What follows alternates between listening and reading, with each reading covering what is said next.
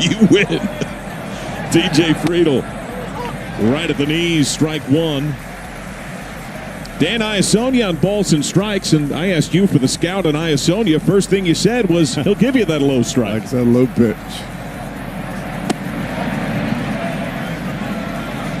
Short arm action, very, very quick as far as getting the ball out of the glove and to the plate for Cade Horton.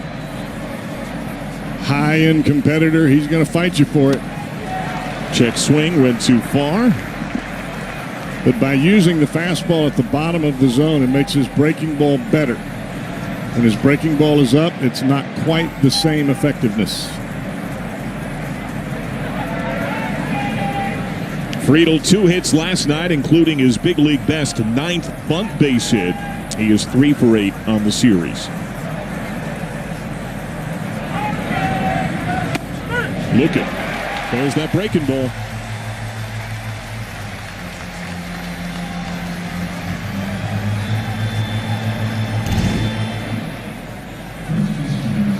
Part of the issue the first time around for the Reds is trying to pick up release point. You got a new pitcher on the mound. You haven't faced him before. He's got an awkward delivery as far as how he takes the ball out of the glove. It looks like the ball is coming out of the back of his hat. Strike one on Spencer Steer.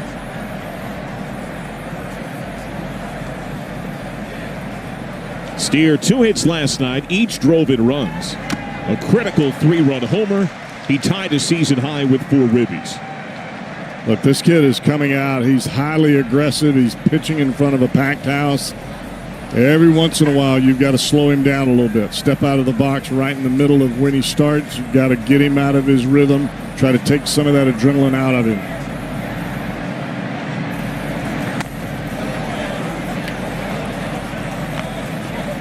Horton hails from Oklahoma, went to high school at Norman High School, where the University of Oklahoma is. He started for them collegiately. Steer pops it up. Shaw shading his eyes. Drop the ball, that's fair! Steer never stopped, he's at second base. That is heads up running by Steer, and a short-gloved man lost it in a cloudless sky. Boy, you could tell that Shaw really never quite was sure where the ball was coming down. He was shading his eyes. He could see it. He couldn't see it. And then at the last second, he just flat lost it.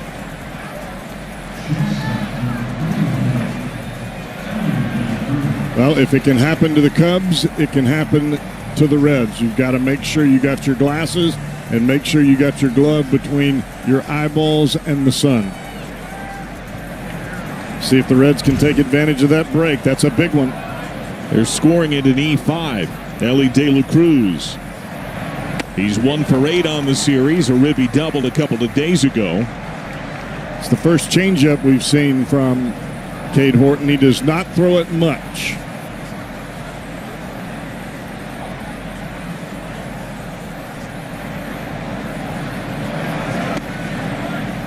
Back to back. That might be a first for Horton here in 2025. Most Cubs pitchers have used a flurry of breaking balls against De La Cruz this series.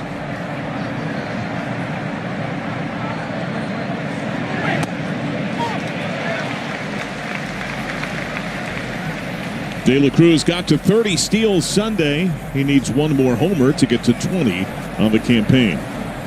Horton no runs in 17 2/3.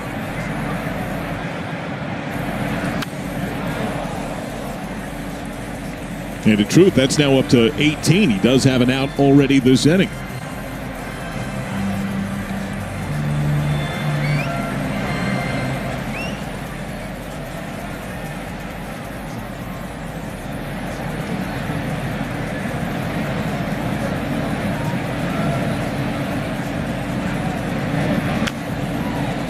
Horton's rookie year was inconsistent, as most are, far from spectacular. Perhaps the worst point came his last start of June at Houston. Astros touched him for 7 runs in 4 innings. Since then, 1 homer in 28 2/3, and ERA just above 1 in 5 starts.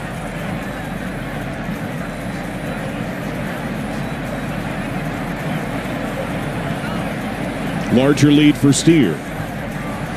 De La Cruz strikes out, the changeup down.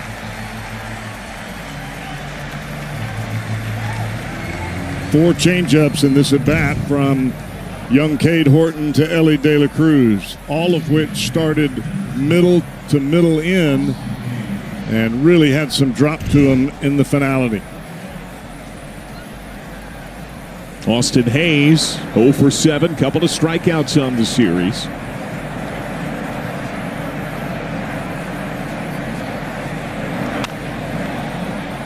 Popped foul, shades on Turner, no play. Cowboy is last out last night, though. He drilled the ball to straightaway center, and that showed something to this Reds coaching staff. Chance that perhaps Hayes, who's been in a little bit of a mini rut, might be finding that stroke. If the Reds are going to get themselves in a sustained run, they need Austin Hayes to be Austin Hayes. And that means hit.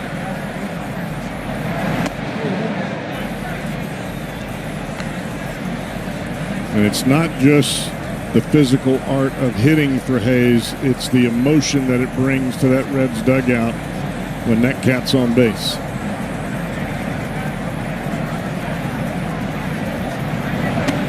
On the year, Hayes swings more than any Red. He's in the top 30 in swing rate. We saw a while where it looked like he was chasing balls out of the zone. I feel like this series, though, we've seen more disciplined takes.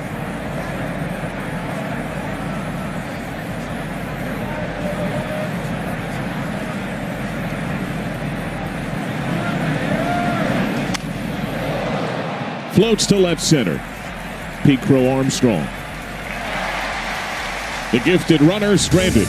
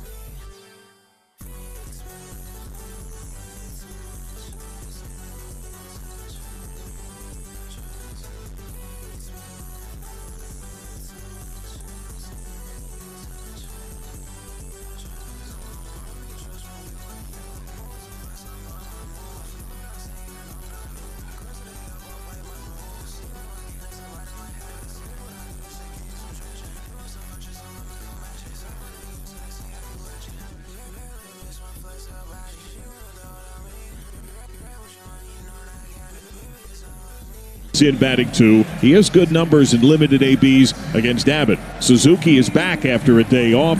Kelly, Crow Armstrong, Castro, Happ, Swanson has ravaged Abbott in their matchups at Matt Shaw. Abbott, though, has had the number of most in the best year of his career.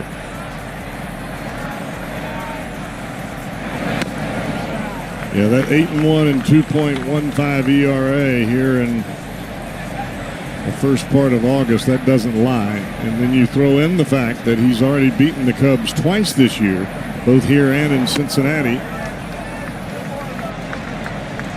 I think Abbott has a pretty good idea about what he wants to do.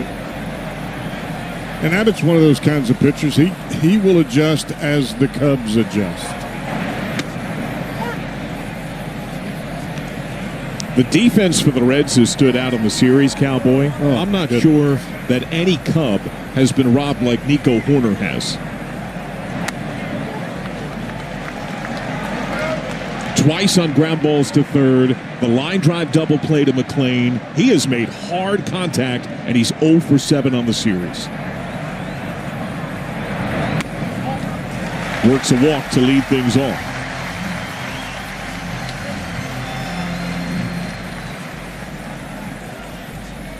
Reds defense, Fraley, Friedel, and Marte in the outfield on another windy day. The infield outstanding at the corners in Hayes and Steer. De La Cruz, Lux a rare start at second. Stevenson catches Abbott. Justin Turner filling in for Tucker. Well, anything that is hit really from right center to the right field line is going to be knocked down.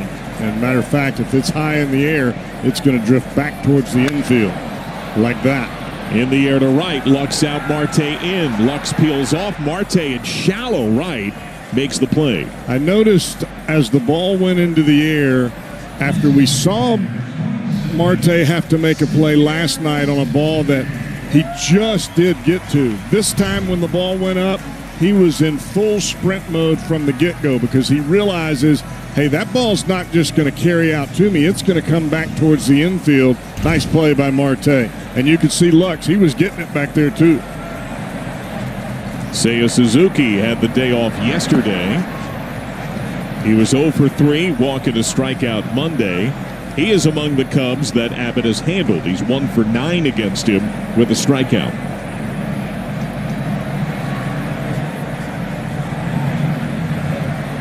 Corner a threat to run. That is lined and chucked through. Hard skip to left. 2 on.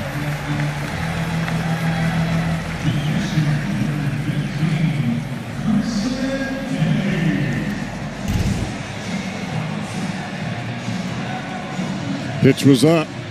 It was out on the outside corner, but it was up, and that allows Suzuki to kind of reach out and hook it into the shortstop hole. If the ball's down, you can't quite do that. Carson Kelly. Grounded to first. Backhand steer. Feed De La Cruz. Pitcher cover. No play at first. They get the force at second. Horner able to take third. Men at the corners, 2 down. Well, that play happened rather quickly. Steer got to it. Snap throw to De La Cruz. Ellie was playing over well into the shortstop hole. He catches the ball before he even got to second. Another great play by Spencer Steer, throwing to De La Cruz on the run. But I think Ellie in that situation probably made the wise decision not to throw because I don't think that Abbott was quite set up ready for the throw.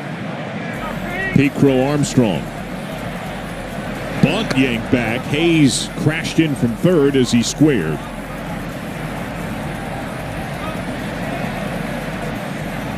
Crow Armstrong 1 for 5 in this series. The one hit came yesterday.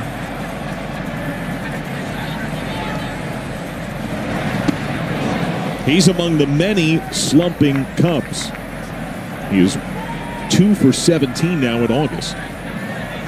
Well, if you're Pete Crow Armstrong, you know you have 29 steals, you have 27 home runs. Why you might ask that I bring that up? Because when you're a rookie and you know you can steal the 30th base, but can I hit the 30th home run? And a lot of times when you start chasing home runs, you start chasing balls. And it gets you in a position of awkwardness where you're not quite seeing the ball the same way. If you're thinking about just see ball, hit ball, the home runs will come with your talent. If you're trying to hit everything out of the ballpark, you have a tendency to strike out. Runner off, that's foul tipped, held on to strike 3. Big strikeout for Abbott.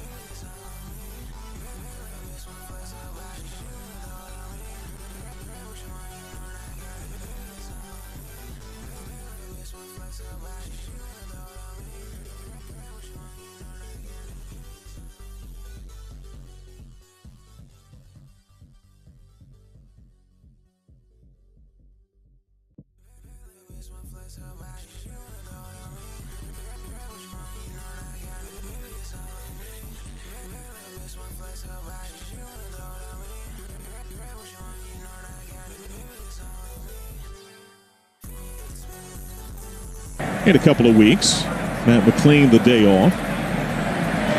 First pitch, bounce to second. Nico Horner. Every once in a while, you'll see a pitch that comes out of Cade Horton's hand, and it will cut, especially to the left-handers. I don't know that he does that on purpose. It's just a pitch where he's trying to drive it in, and the ball will cut. You can see that ball right at the last second start to move towards the left-handed hitter, Gavin Lux. I know the Cubs have been working on that with him to try to do it on purpose. Not quite successful at this point. Tyler Stevenson cranked a homer his first time up on Monday.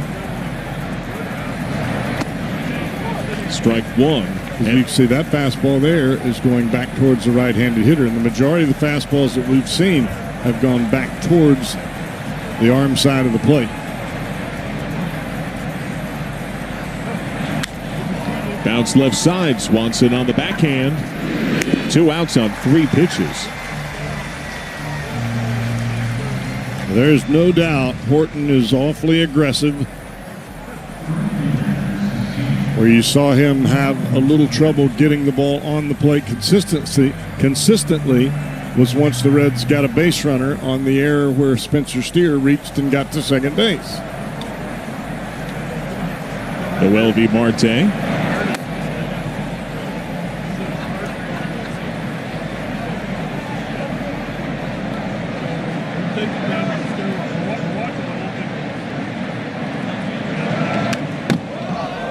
See that fastball there? That's right on the outside corner. It's to the glove side. It's away to a righty, which would be into a lefty, and it had a little cut to it. Natural cut.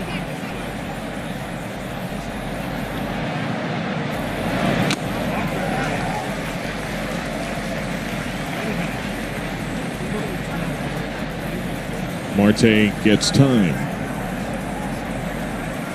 Now you see the flag showing a wind similar to the series opener on Monday. Right, it's blowing in from right. And it's a crosswind, even more of a crosswind today than what we had in game 1. Lined over third, foul. But if you get the ball up and it's headed towards left field, really from that Gallagher Insurance sign towards the left field line, you got a chance. That was where Stevenson's homer went in game 1. That's shades of where Steers went yesterday. Right. And the home run by Dansby Swanson in that same spot, just on the center field side of that little nook out there in left field.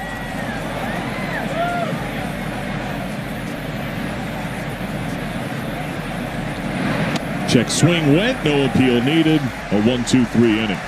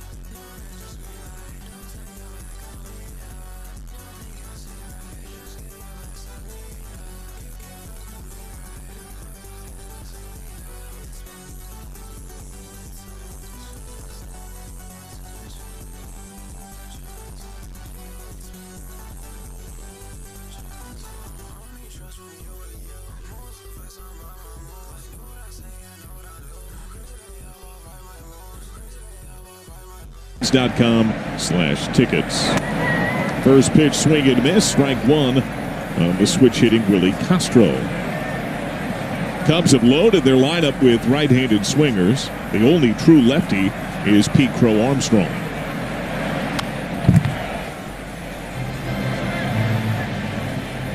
Castro among the deadline deals for the Cubs. He is 1 for 8 on the series.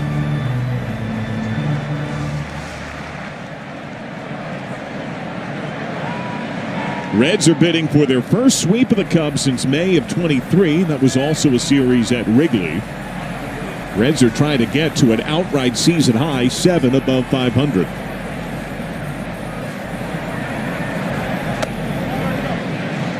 And this is not a sweep of going for a sweep of just feel-good pleasure. This is a sweep of necessity.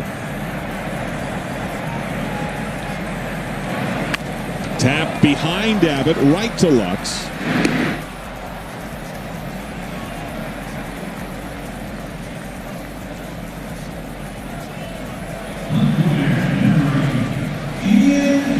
Now the Reds only 3 out the wild card. Diamondbacks blew a couple of big chances. Padres beat them in extras yesterday. Came from behind in that game. Ian Happ. Base hit and a walk yesterday. He is 2 for 6 on the series. I thought his swing on his hit last night looked to be the truest Happ swing the Reds have seen on the series. Really inside the ball.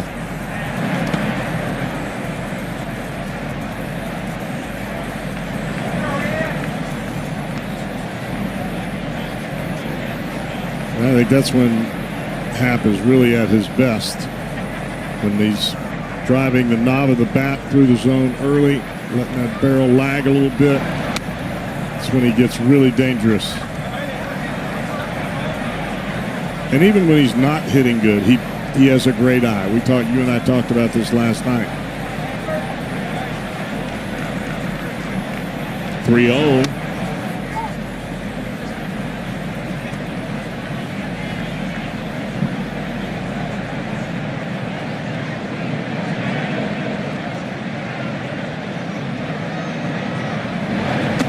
Check swing, appeal. He did not go. He lays off the breaking ball. A second walk issued by Abbott.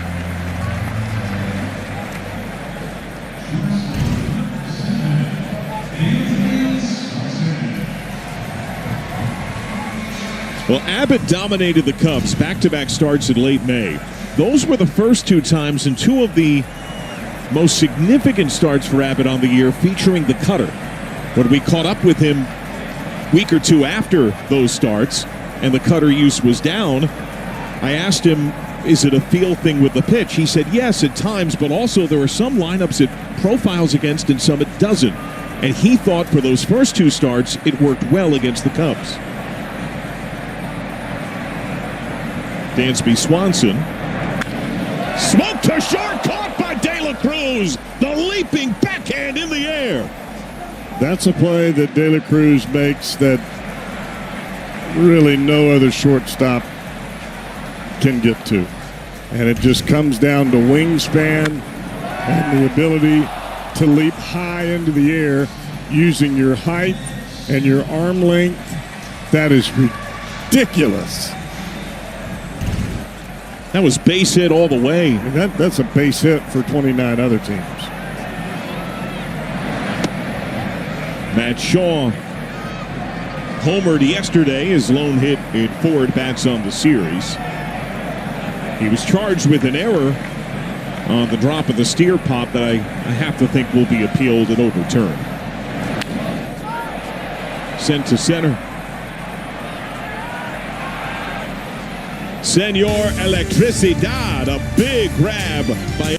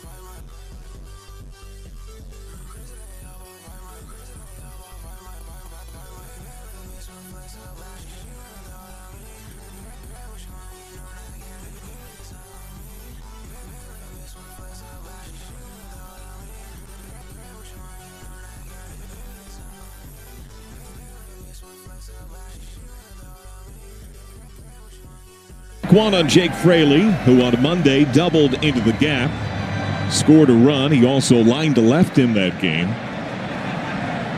He's had some good swings since coming off the IL. Now, Cowboy, you and I were talking some about Cade Horton. You had described it as catcher-like, how compact and tight he is, pronounced with that hand to his face, and you were sharing while we were away that's something you did yourself. Yeah, that's what I had in my mind. I don't know if it actually looked like that, but what I was trying to do was have a nice long arm arc, but when it was time to throw the ball, I was trying to get it right by my right ear, and I was trying to keep my fingers right above my elbow so I could pull straight down on the ball. I wasn't worried about the ball cutting or sinking. I wanted the ball to be straight because I wanted it to go exactly where I was throwing it, because location was my greatest asset. In the air to second. But what I did not know, and I know it today because of the ability to measure these things and to talk about it, is that I had that by pulling down on the ball and pulling straight down, the ball that was at the top of the strike zone had that little hop and ride to it. It was my greatest deception, and that's why guys couldn't hit it up there. I didn't know that then, but I know it now. Ke'Bryan Hayes. Tight strike.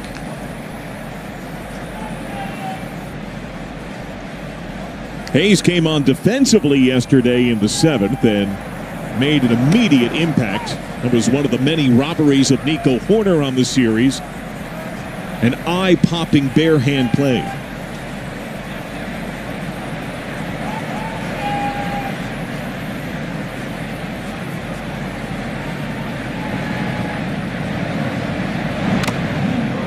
Yeah, and that play was not just great athletic ability as far as the break from third, reading the swing, charging in with the foot speed.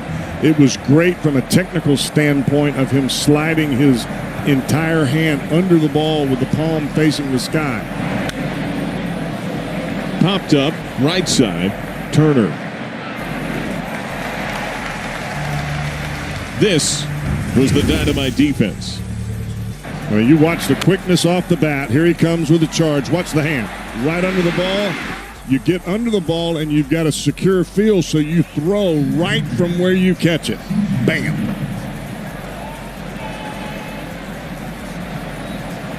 It's a nice stretch by Steer there, too. There are a few corner combinations defensively, like what the Reds have right now when it's Steer and Ke'Bryan Hayes. The Reds are on an awfully good defensive stretch right now, and you couldn't really say that earlier. And it's not just because of Ke'Bryan Hayes. Grounded up the middle, Swanson. Everybody's playing good right now. Reds go in order.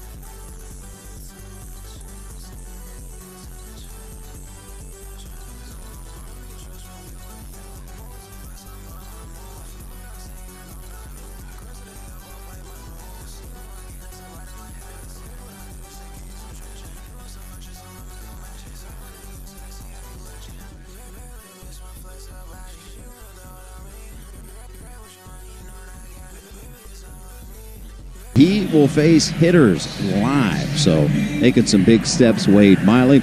Also, Nick Lodolo, with that blister on his finger on his pitching hand, played catch with a baseball today. Now, that sounds very simple, but that's a major step very quickly. They expect him to be ready before his 15-day IL stint is up.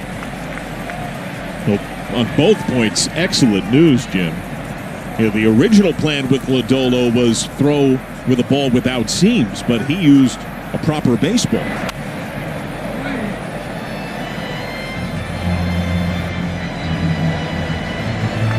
Now here's the start, a second time through for Abbott. Horner walked the first time.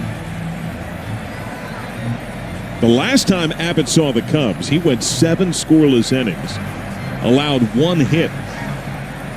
He retired the last 15 in a row, 20 of the last 21 in a dominant start. He's had to battle some base runners here today. Opposite way, and that's going to drop. Base hit. I think you're going to see that more the second time through the lineup from the Cubs. And this is the point in time where Andrew may need to bring that cutter back out of his pitch trick mix.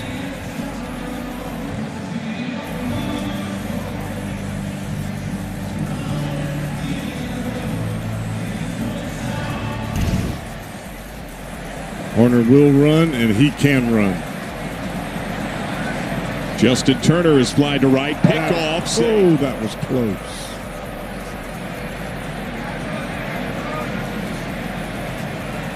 I don't think we've seen that move from Abbott. That was a little step-off snap throw. That was a beauty. Reds will not challenge.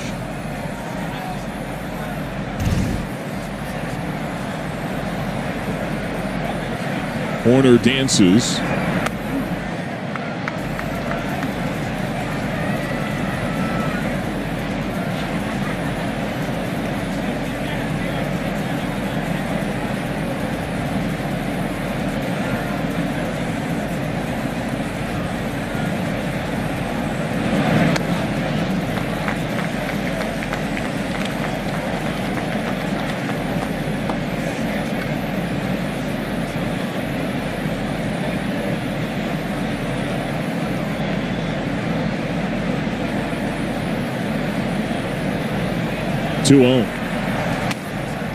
Top of the zone strike, and there's the cutter. There's the cutter.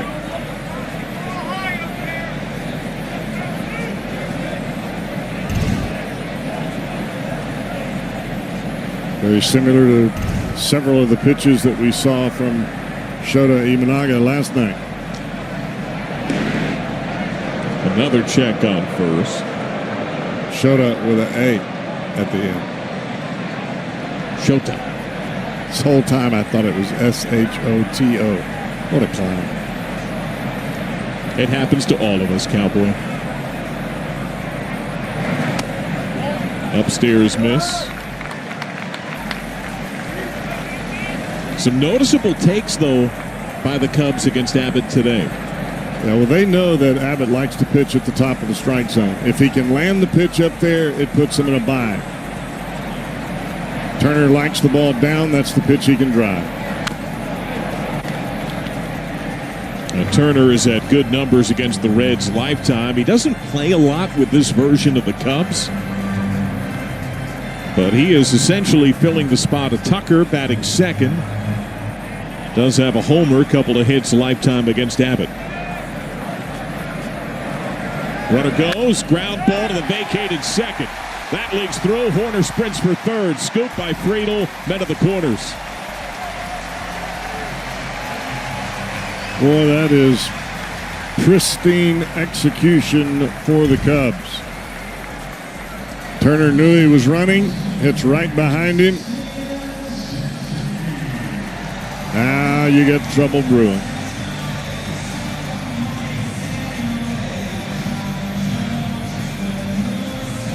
Derek Johnson out for a talk.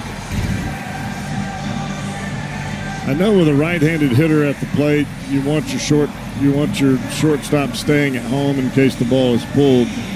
That's one of those instances where you think to yourself, okay, you got a wide open hole on the right side of the infield anyway with the runner being held at first. Maybe you should think about swapping that up a little bit. Not all the time, but just every once in a while, so it doesn't give the hitter an absolute freedom just to take a mediocre swing and hit a 45 hopper through the right side of the infield. Seiya Suzuki, line single to left his first time. At the day's start, the Cubs lead in the wild card, wilting to 2.5 games. That's on top of both the Padres and the Mets. They are now dead even. Mets are getting no hit through 7 by Gavin Williams and Cleveland. Well, that's the part about putting together a streak of wins. If you're the Reds, you apply artificial pressure to everybody that's above you. Hey, they all got to play each other anyway.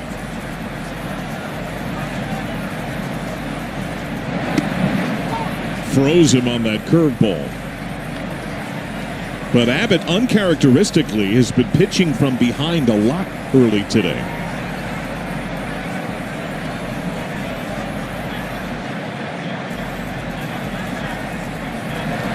Nine of the first 12 hitters saw first pitch ball. And I feel like he's had more 3-ball counts already today than most of his starts on the year.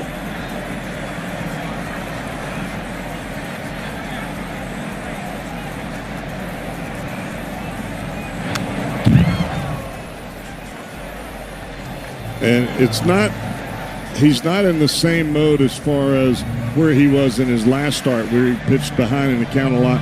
But he was not sharp in the last start, but he still figured out a way to win.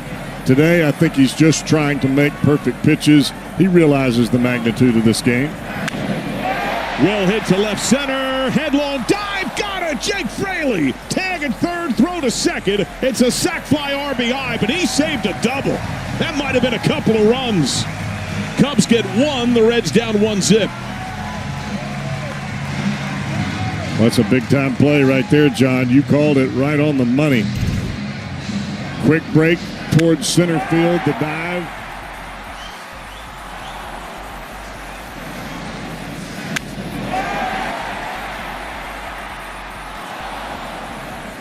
Fraley more often is at right. He's been pushed to left by the arrival of Marte. Swing and a miss, Carson Kelly. And Jim Day, you caught up with Colin Cowgill to ask him, how do you coach up Marte, a novice outfielder playing in a tricky park? Yeah, it's a very tricky park and a tricky left and right field to play. Now, there's not much you can do as far as drills go with that lack of foul territory. You don't want a guy running into the wall consistently during drills. But one thing you can do, and warning track is no more important than here at Wrigley, especially with the ivy and the brick wall, obviously. But along the left and right field lines where there's no foul territory, you've got to be able to count your steps once you feel that track under your feet. That's really the only thing you can do to coach. But nothing is better than just experience. And if he's going to be the everyday right fielder for the Reds going forward, he's going to have to get used to playing right field here.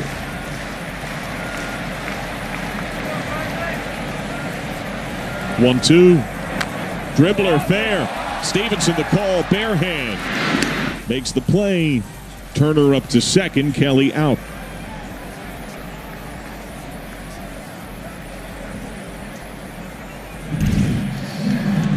Nice communication here by Tyler Stevenson. Watch him hold the hand up. I got it. Get out of the way.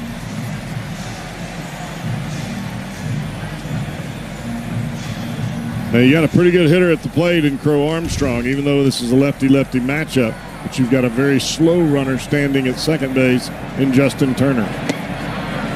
That would mean anything that's a one-hopper or something like a hard hit ball that is a base hit into the outfield. You have a play at the plate.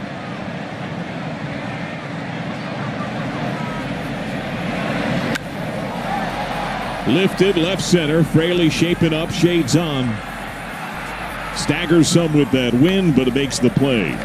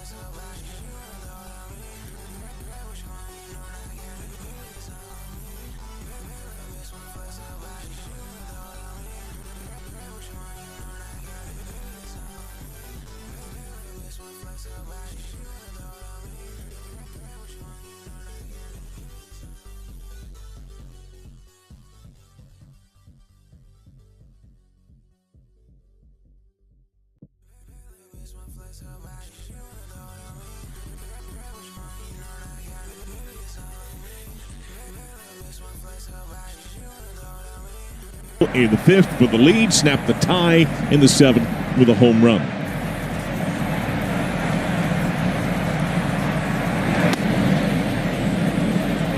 Cade Horton now at 20 2/3 consecutive scoreless innings. Steer is the only man to reach against him on what was scored in error in the first inning.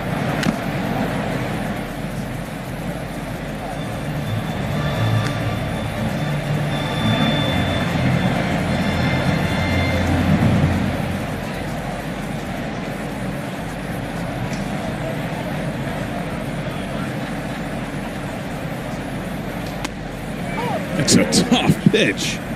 You could see that cut that you're talking about. That ball cut. The first pitch that he threw of the at-bat sunk into the dirt.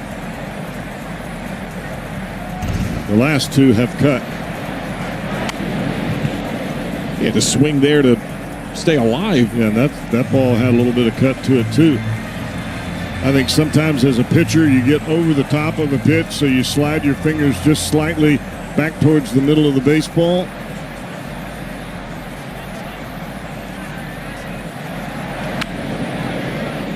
That ball sinks there. I don't know that he's doing that on purpose. He may be just having inconsistent grip as far as when he grabs the baseball. Right now, he's just getting it and letting it loose.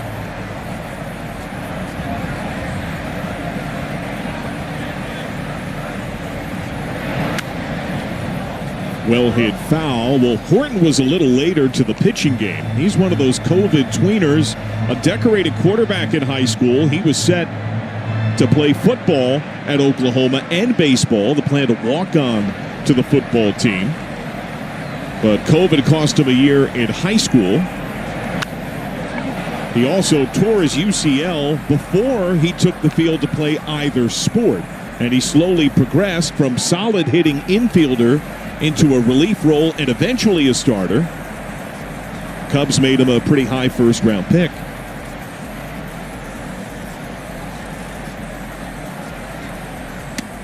Struck him out.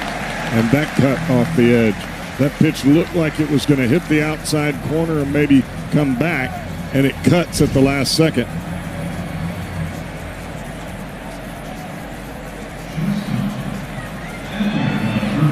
Normally you have a general expectation as to what the fastball is going to do.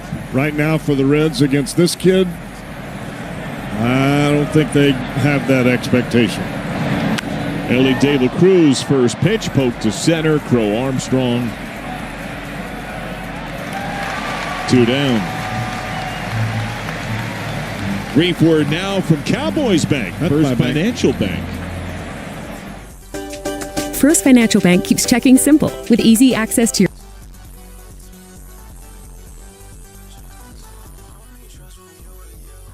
Stephanie, Jody, and Johnny, appreciate you. Take good care of me. As soon as that spot comes on, he leans back in his chair. He nods. It's like you're greeting an old friend. Yeah. Well, that's how they treated me. They were awfully good. Anything when you're dealing with a bank that's quick and painless, oh, thank the good Lord. Hayes, good ride to left center. Off the wall, and it ricocheted off Happ. Hayes flying into second. Crow Armstrong throw to third. Hayes shuts it down as he drills a double to left center.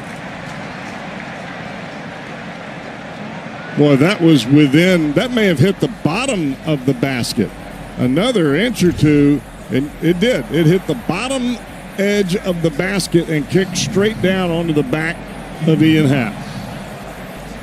I mean, that's within an inch of being a home run. Actually, it hit him on the neck. Sure, that felt really good. Tying run in scoring position. Gavin Lux grounded out to second, the only pitch he saw first time. Got that hit up the middle right here.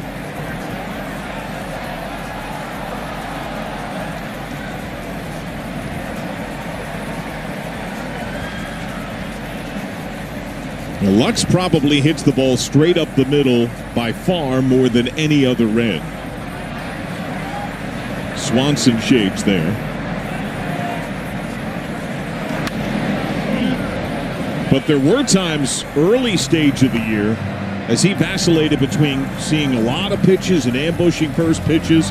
He had a good 6 weeks where he was living right down the third baseline. Yeah. We haven't seen that in a bit, though. He is definitely trying to go that way, if the first 2 pitches are any indication. Goes down located, just touches the top of the zone.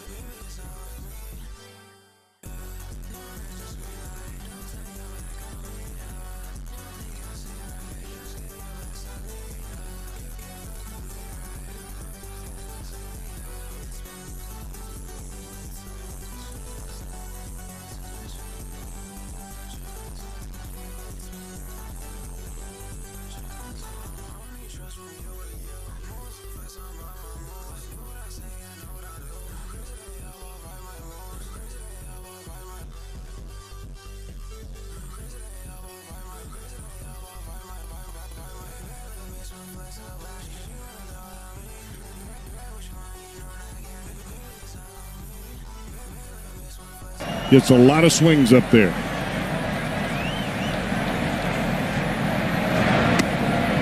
First pitch called a strike. The backdoor breaking ball to Castro, who has bounced to second.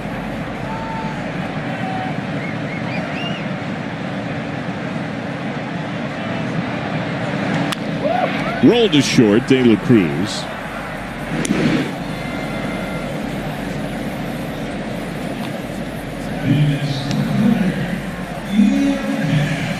Out of town, they're in the 9th in New York. Gavin Williams still has his no-hitter going. He's trying to close it out. That could help the Reds stand 3 back of both the Mets and Padres in the wild card. Strike 1 on Ian Happ, who walked his first time.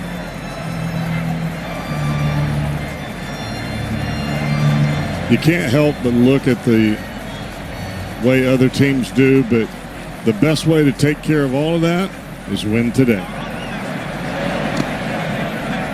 And you just have to keep looking at it like that.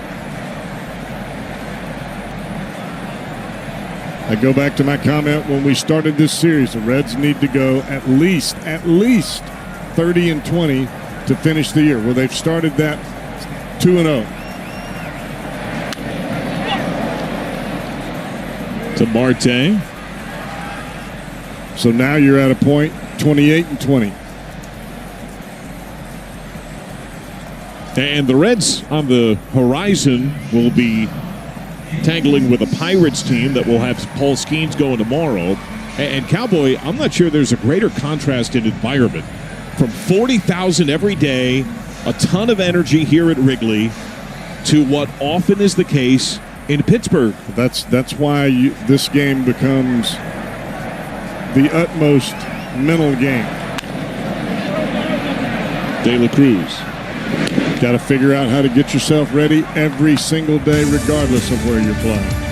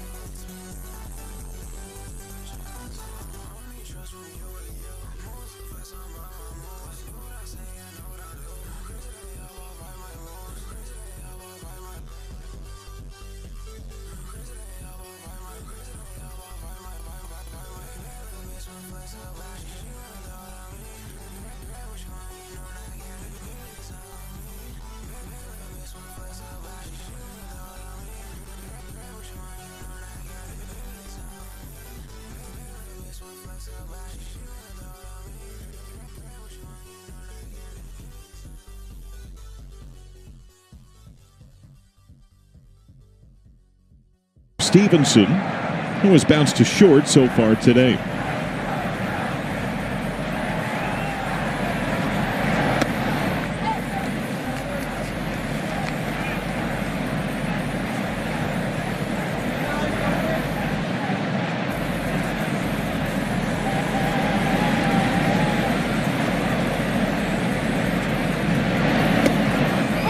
Called strike. Well, Stevenson looks back in disagreement, then asks for time. Reds are getting one hit by the rookie Cade Horton, 23 years old. He'll turn 24 2 weeks exactly from today.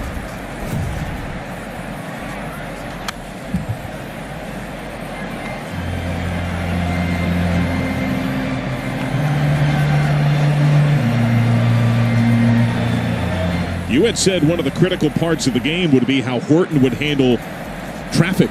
There really hasn't been traffic. Strikes out Stevenson. And most pitchers are that way. If you're just able to pitch out of the windup all the time, well, you're just doing the same thing. There's no pressure on you. You don't have to worry about anything. You're just letting her rip.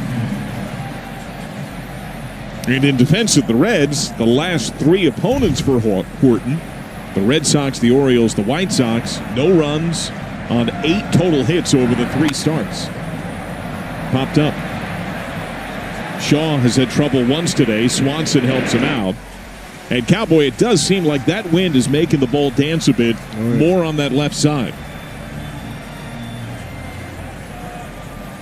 Even the last out that Fraley had last half inning, he made the play, but he had to move a bit. Well, you get the wind blowing from right to left. The wind is coming over the top of the stadium, creates a little bit of a swirl in certain spots.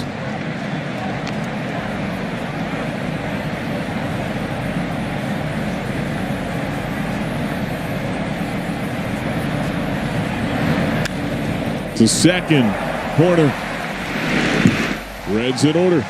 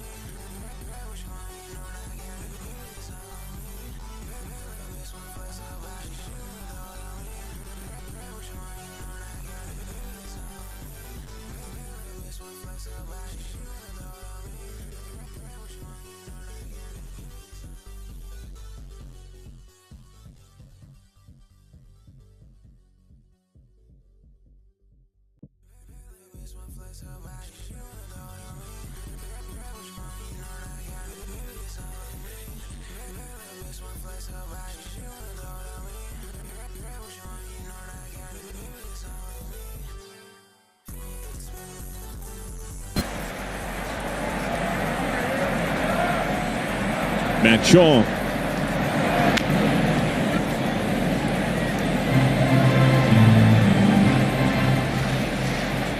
Shaw has fly to center. This is a great atmosphere. In a game like this, the Cubs know what's at stake. They don't want to get swept in their own home ballpark and have everybody writing about them losing it. To Lux. But the Reds are in a position where they need to win. They need to win every game.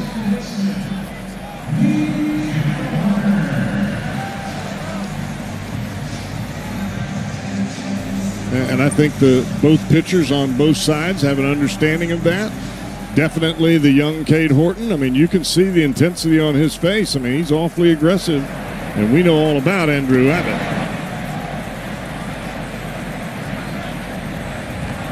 Nico Horner has had the most comfortable ABs against Abbott. He has walked, singled, and scored.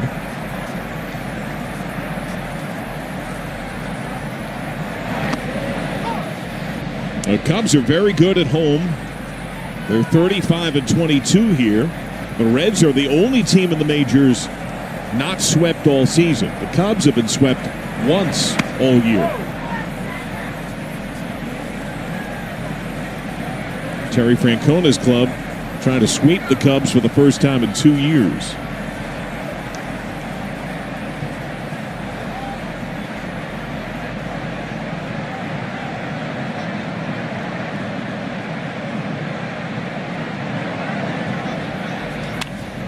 Jammed him a bit, flare to center, Lux going out. He's got it.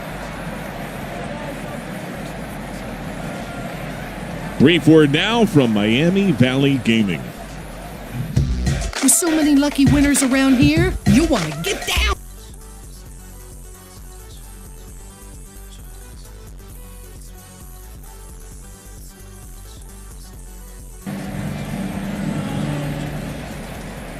Justin Turner is fly to right, single to right. I think I'm going to start a campaign, bring back the Buckeye.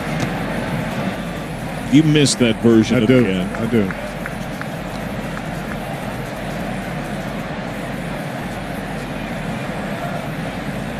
That boiled focus in the Buckeye as she throws the handbag away. The lucky Buckeye. Marte to the side wall. See it come back. And he makes the play. Noelvi Marte navigates that thin foul ground and ends the inning. This is what pregame work is all about.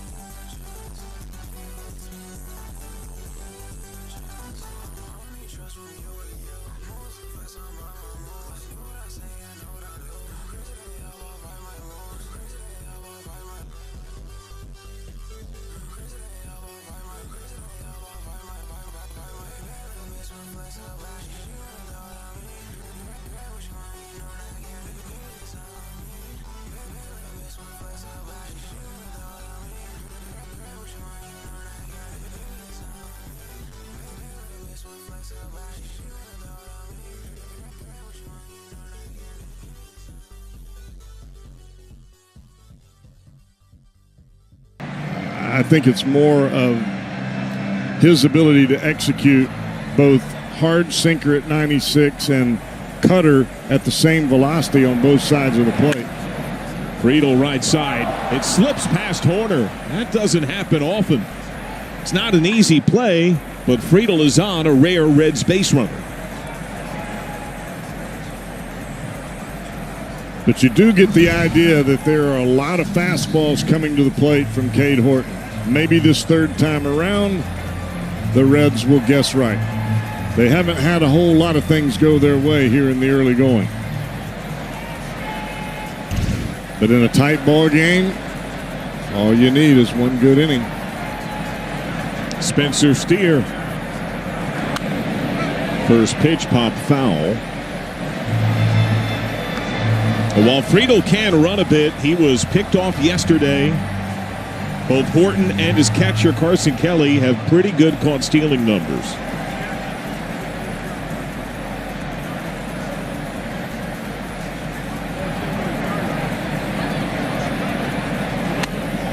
Yeah, he's pretty quick to the plate.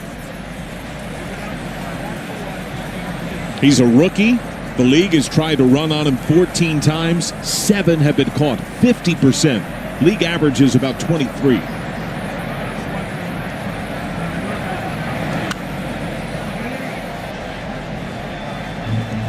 But he's using the slide step in this spot. The fastball velocity has now dropped 2 miles an hour in this situation. Doesn't quite have the same extension, so he doesn't get that hard sink late cut as we saw out of the windup earlier. That's why having a runner on base changes the metric for Cade Horton. And that was your point right from jump. Nice catch on the fly by a fan. You said in the open, Drew Pomeranz now warming behind him, surprisingly. It would be key to see how he would pitch with traffic. It is third time through.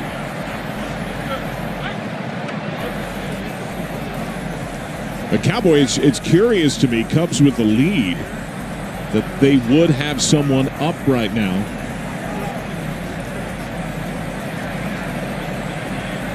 The left-handed Lux is batting 5th in the order.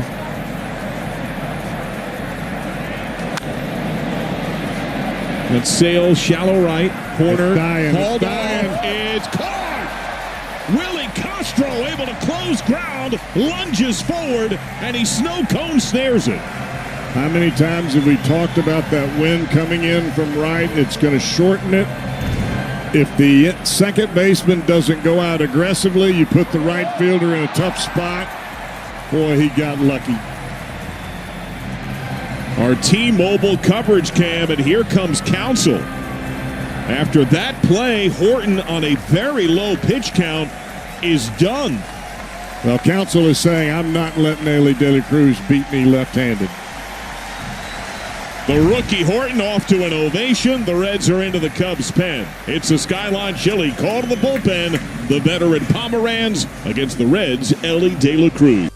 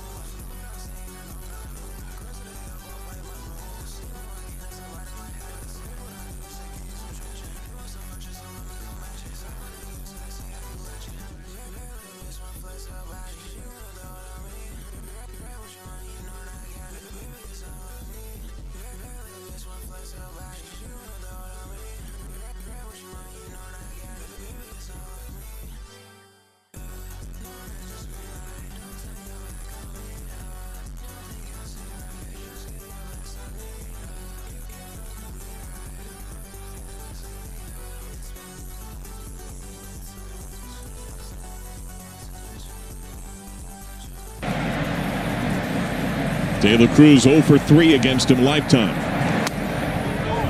Just clips that outside edge, 1-1.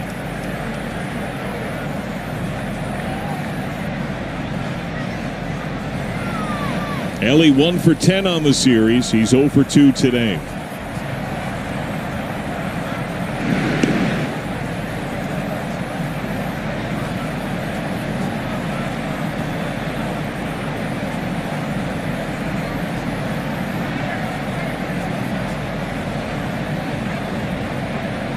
De La Cruz has turned it around when he's been turned around. Tough pitch. Now the Cubs have the luxury of 3 lefties, but teams are going to have to be more selective because of the presence of Miguel Andujar. It will allow more mix and match with Lux. Check swing, he seemed to go. Appeal confirms. De La Cruz done on strikes, red straight a man.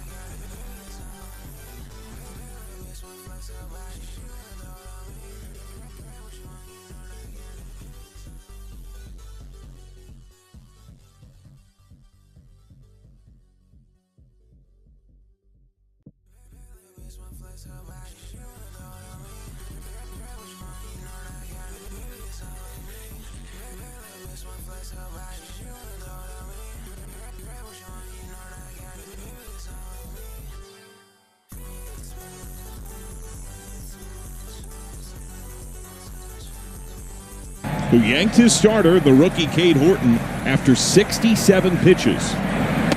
Does the Cubs bullpen have enough? The bullpen has not been good for a couple of months. We're about to find out. Counsell was excellent managing the bullpen with Milwaukee. It helped that he also had excellent relievers. Many managers are often as good or as bad as the players that are out there playing the game.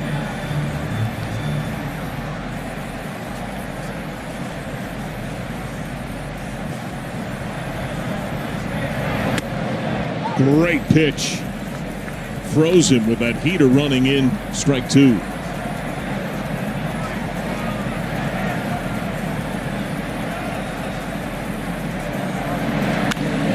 the air to left. Gone. Just got it high enough. It's 2-0.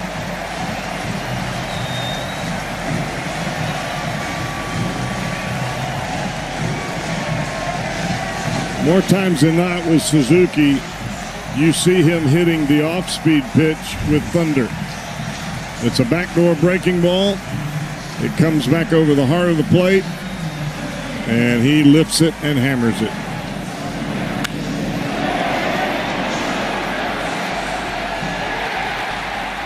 And you said from the outset, if the ball's going to have carry anywhere, that's where it's going to be.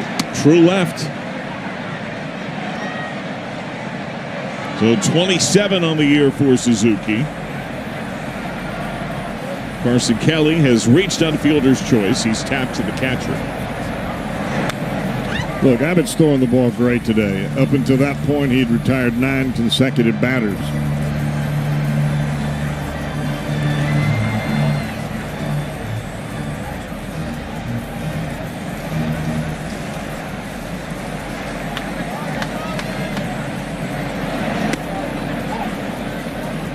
And the fact that Corton's out of the game, and it looks like Andrew Kittredge is up, who the Reds saw incredibly well and got to at bunches last night, changes the feel a little bit. That should make you want to call your friends, come to the game. You're already here.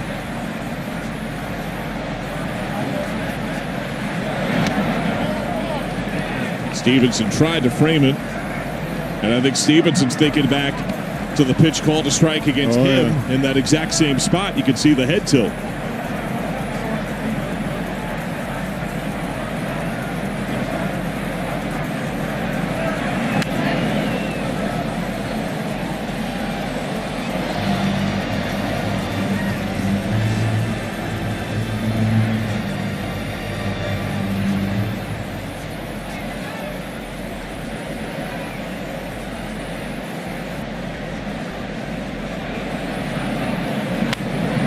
Floats over short, bloop base hit.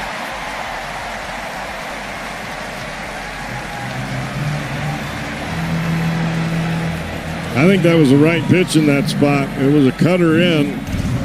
I just don't know how far in that pitch got. Nope, it stayed over the middle of the plate.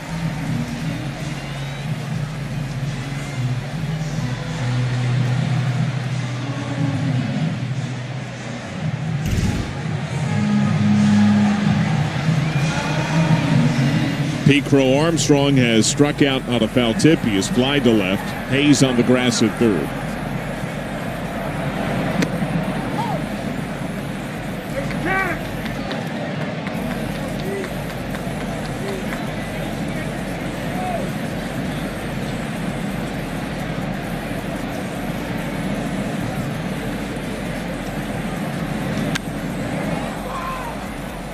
De La Cruz out, Fraley in.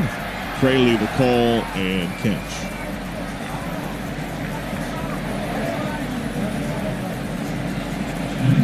Pete Crow Armstrong, a rough month. Now, when you try to pull that ball that's away, the barrel drops as you start to swing, as you're trying to lift it. In Pete Crow Armstrong's case, trying to lift that ball into right field.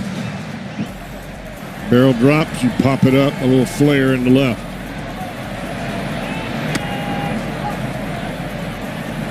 Willie Castro has grounded out twice.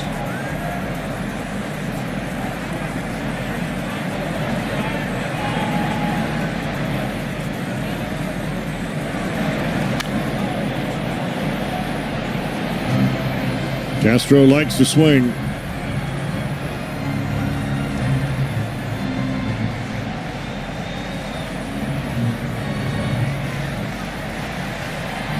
Red scheduled to go Hayes, Lux, Stevenson, and it would appear that it would be Kittredge. I can't imagine Pomeranz would go back out for right, left, right.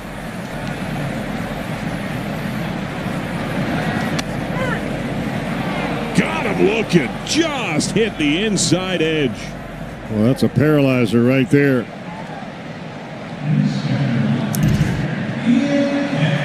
That's half the ball on the plate, half of it off. Money pitch.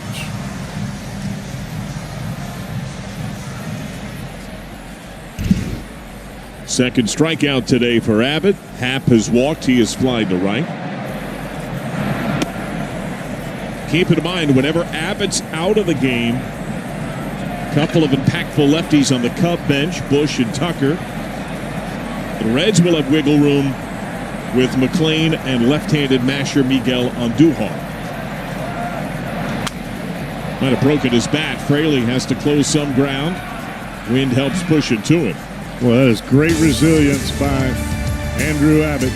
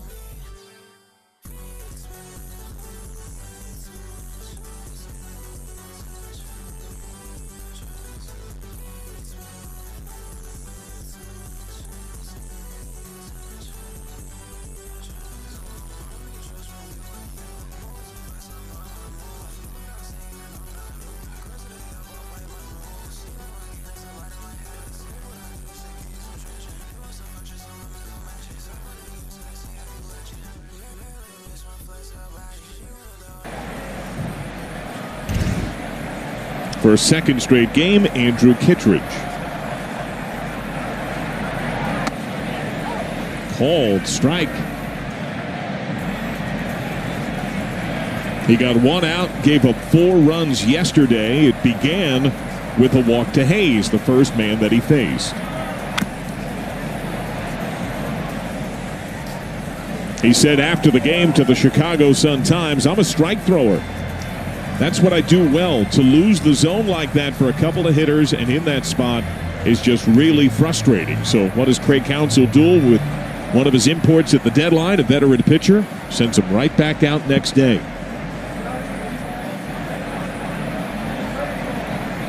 Put that play into the Reds' hands. Hayes has doubled today. He has flied to center. Check swing, went too far, strike 3.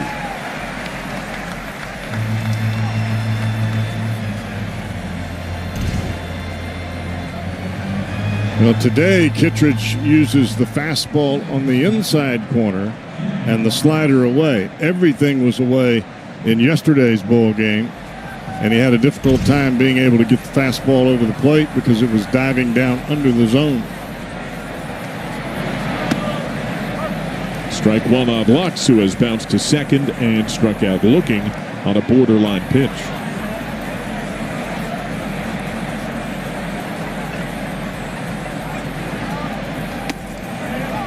Called strike. Wow. That's a tough pitch.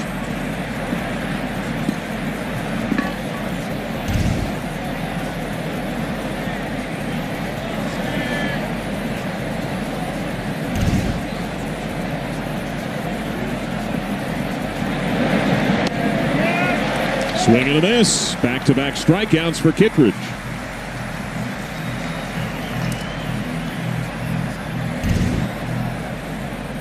Fastball in, fastball away. Slider right at the bottom of the zone.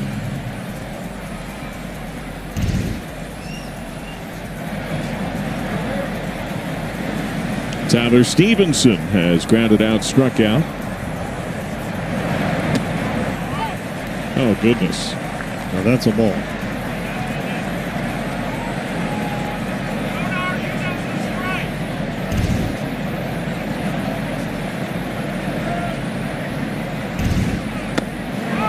Oh, 2.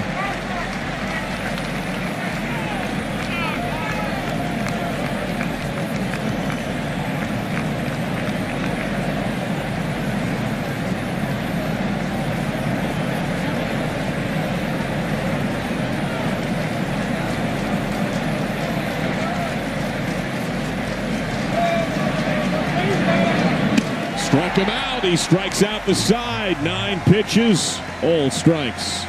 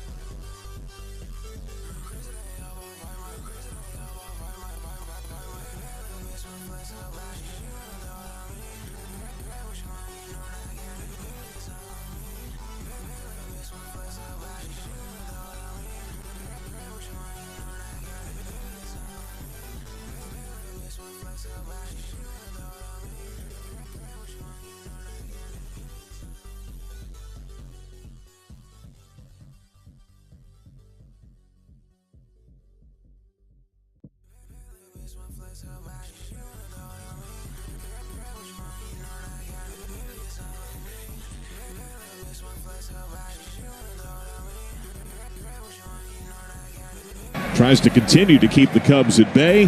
Dansby Swanson. Swanson is lined to short. An electric grab by De La Cruz in the second. He's also bounced to short. Both times he was done on one pitch.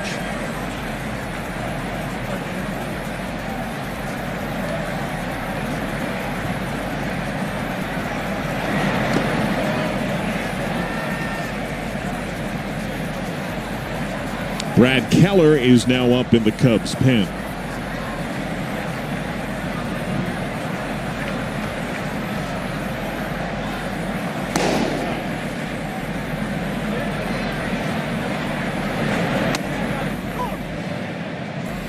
Entering this series, the Reds had lost both sets against the Cubs, winning one game in each series. Each of those started by Abbott. This afternoon, the Reds need to rally to avoid having their lone loss in this series come when Abbott, to this point, has pitched a very good game.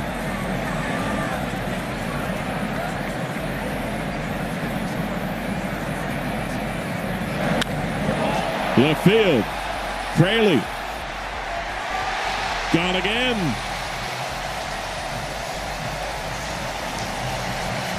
Solo shots have sparked the last couple of innings. It's 3-0. Well, when you play in this ballpark long enough, you realize when the wind's blowing in, or in today's manner, blowing in from right center field towards left, that the ball will carry down that left field line. And you could see Dansby Swanson, this was not about trying to hit the ball up the middle. He went out and hooked that pitch and got it into the air. He is now 4 for 12 off Abbott lifetime. All of those hits have gone for extra bases.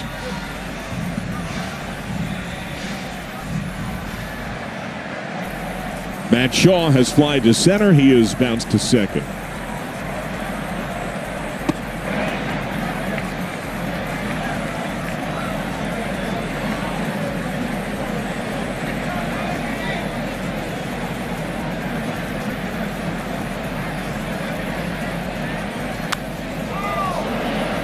I mentioned earlier the Cubs have been swept once this year. That was the short two-gamer with the Dodgers out of the gate. They have not been swept in a 3-game series in about a year. It was August last season in Cleveland. They haven't been swept in a series of 3 or more at home since June of 23 against the Phillies.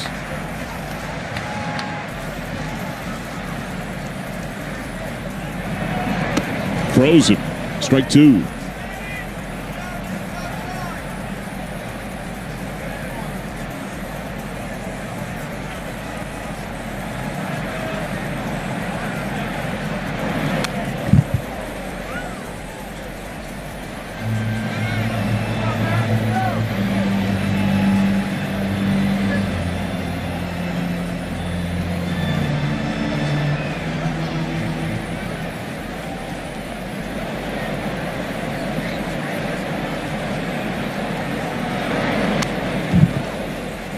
Reds offense has been held to 2 hits, has not drawn a walk, has struck out 10 times.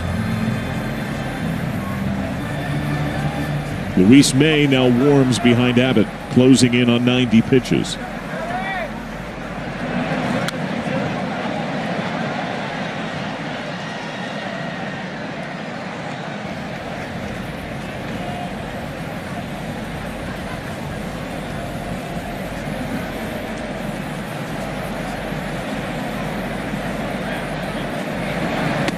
Swing and a miss, struck him out.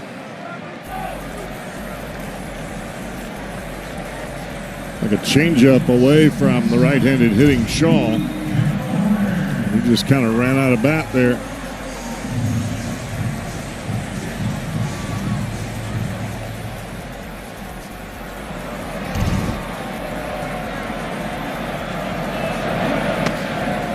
Strike one on Nico Horner, who has walked, singled, scored. He's 1 for 2, a pop to second base.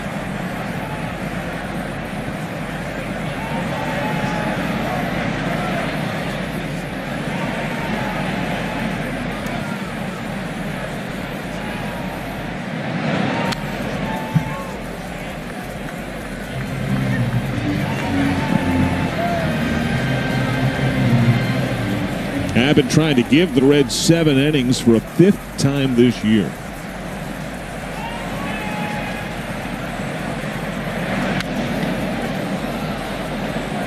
Well, to this point, I think he's throwing the ball well.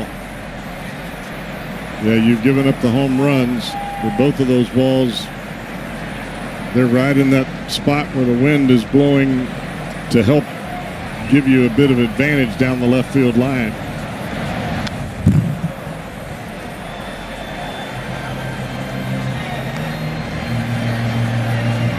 If you've got 5 runs on the board, or 4 for that matter, everybody's saying, wow, what a great performance by Andrew Abbott.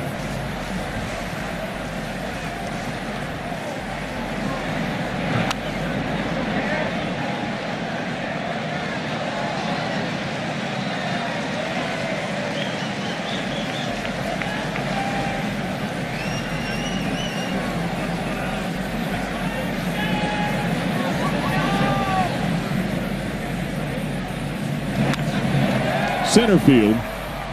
Nothing. That ball was hit well, too. It ain't going anywhere out there. And Friedel took a couple of steps back and then not only froze but came back in, made up that ground.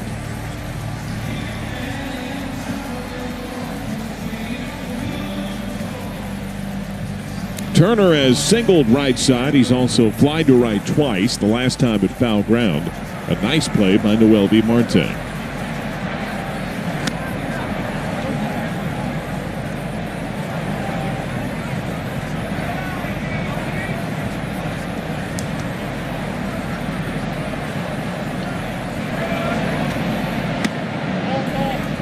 Called a ball.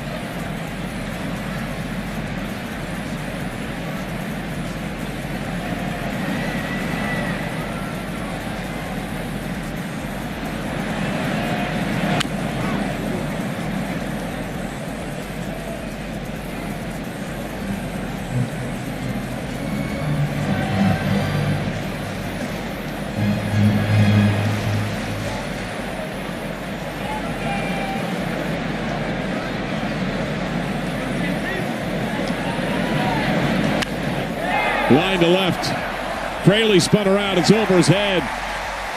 He gathers on a hop fire toward third. Cut by De La Cruz. Standing double. If that ball is hit to center or to right, it's probably caught by Jake Fraley. But because of the wind and the crossed wind coming from right to left, that ball got over his head in a snap of a finger.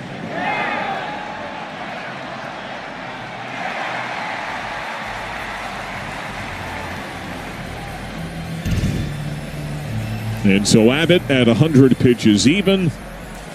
He is done. Suzuki has had his number today. That's all for Abbott. Luis May gets the call.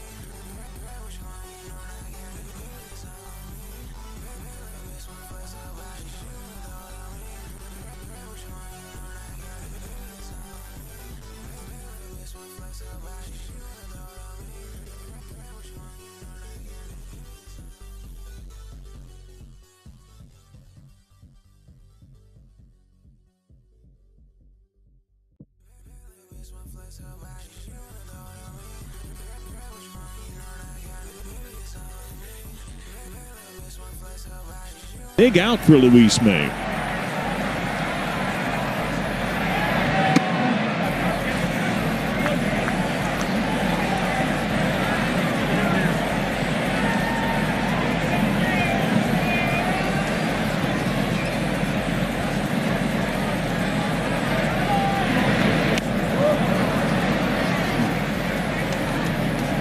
Can the rookie keep it here? Suzuki, after a day off, has had a great game. Hard single to left, sac fly for the game's first run, and a home run his last time. And Cowboy, this is a matchup we could see a lot over the years.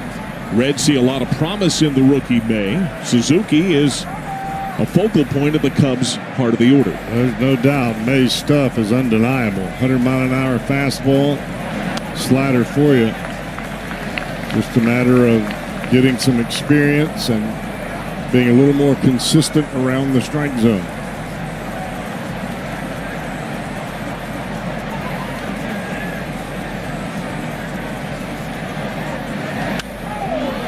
To right, Marte on the run. That's in the foul seats.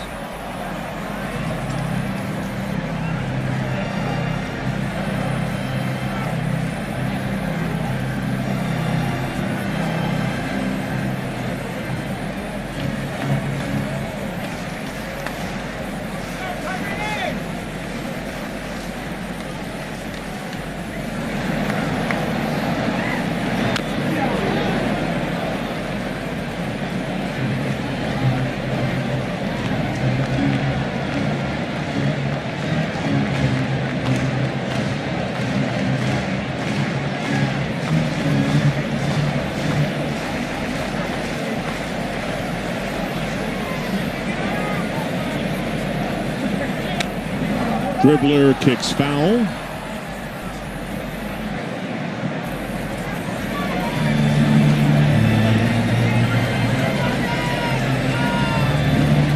You could see on that pitch how much Suzuki is having to cheat to try to get to that hard sinking fastball.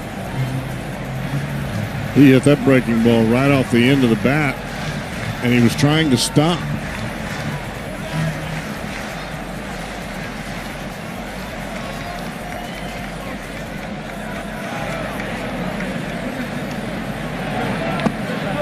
Full count. 0-2 to 3-2.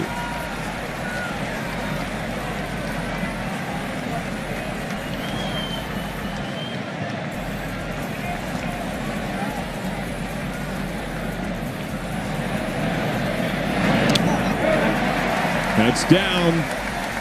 2 on.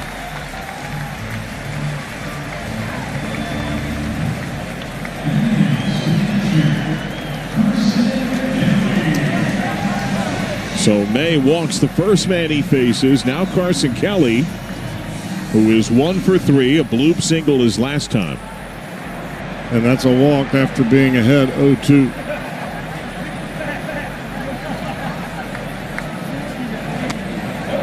Ball 1.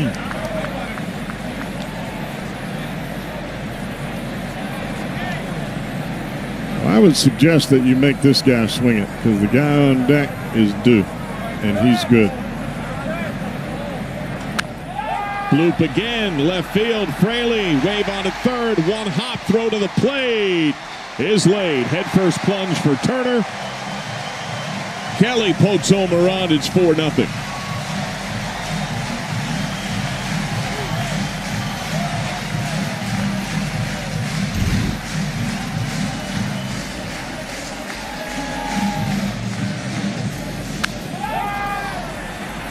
Little hanging breaking ball. Fraley comes after it quickly. He makes a good throw to the plate. And who is the cutoff man? The pitcher. That should never happen. Strike 1 on Pete Crow Armstrong, who is 0 for 3.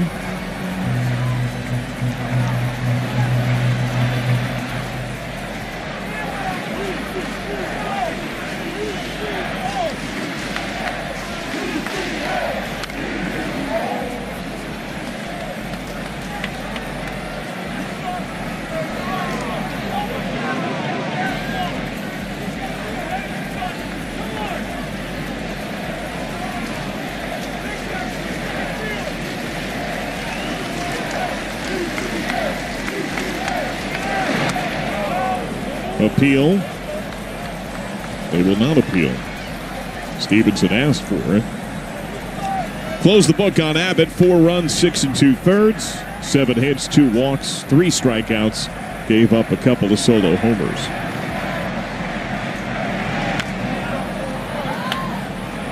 Fights off that sinker. The latest Reds addition to the bullpen, Yosfer Zulueta, now warms. Brad Keller is hot for the Cubs.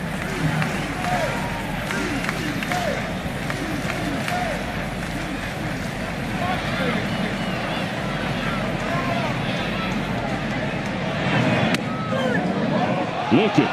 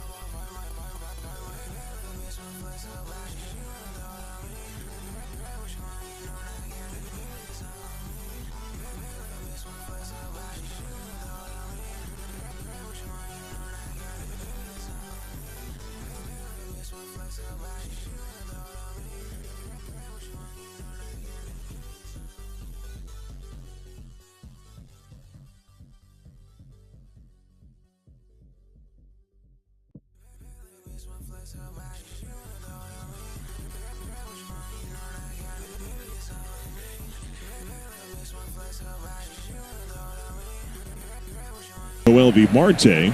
Marte's 0 for 2.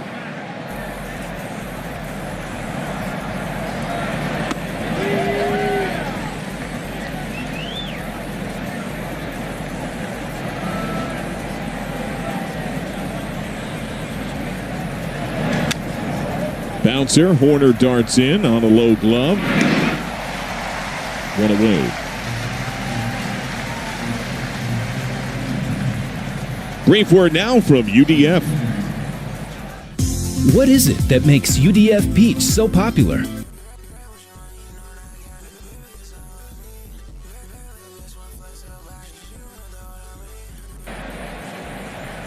Jake Fraley has popped to second, bounced to second.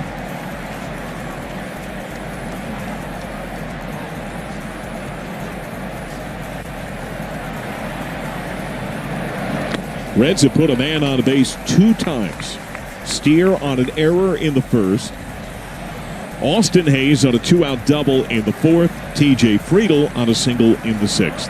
That's it.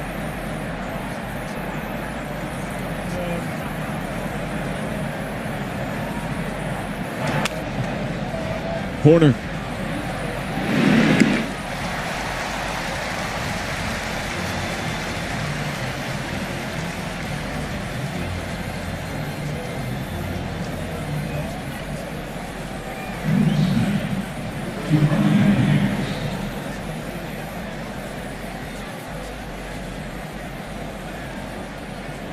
Key Brian Hayes, foul pop and a ground ball out.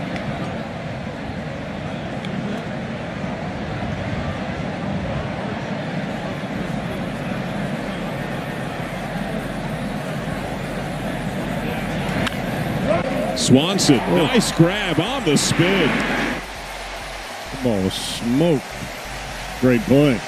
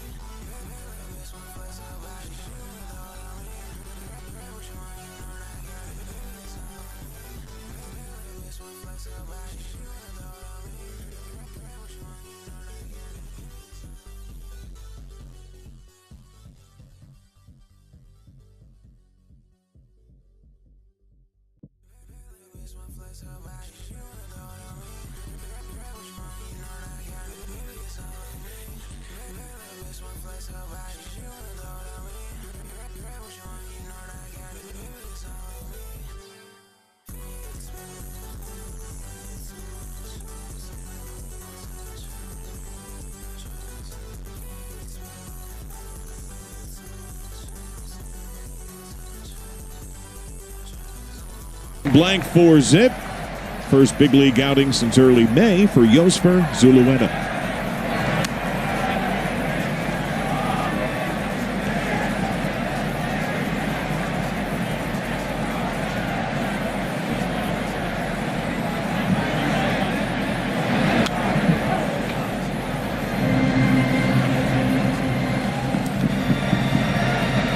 Reds had to make a pitching ad when Nick Lodolo went on the IL.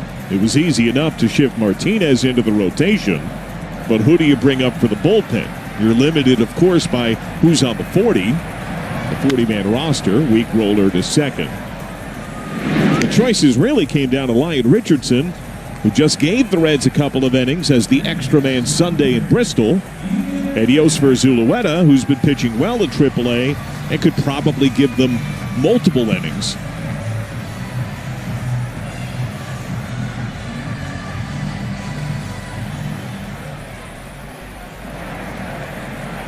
Ian Happ has walked. He's 0 for 2.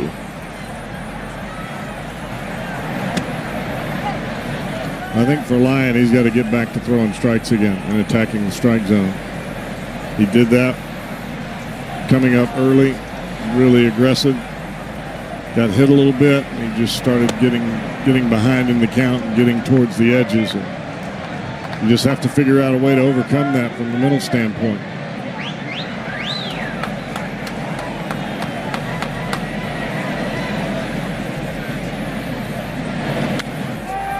Left field. Over Fraley's head. That's gone. Fan leaning by the basket as a souvenir. That's 3 Cubs homers living to left field.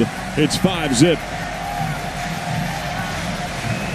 And all probably within about 10 or 15 feet from each other where they landed. That's 2 that were in the basket.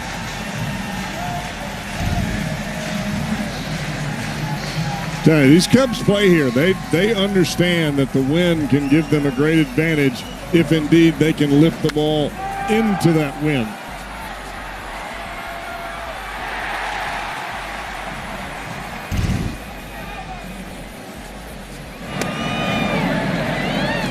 Strike one on Dansby Swanson, who has one of those homers to left. He is lined to short, bounced to short.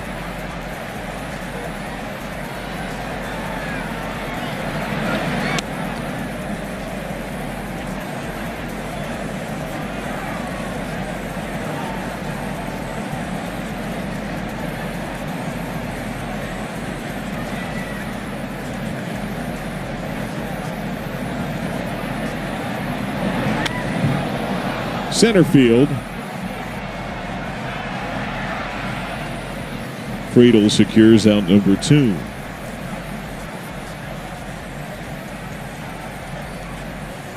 Friedel and Lux talk things over after the play. It's again one of those balls that's a bit in between. Palencia warms for the Cubs. Yeah, we've not seen Palencia in this series. He probably needs to get an inning of work in.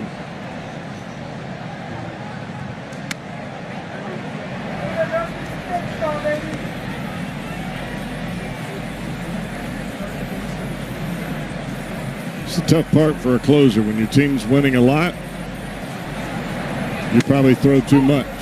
When your team's not winning at all, you don't throw enough.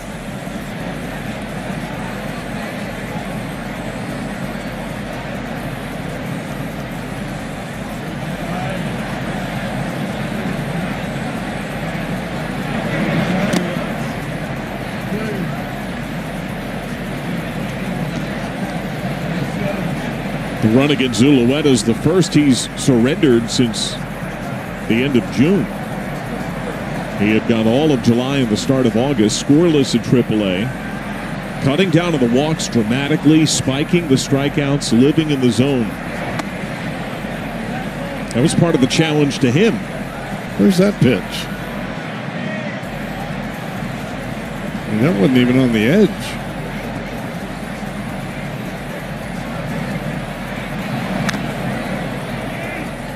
Full count.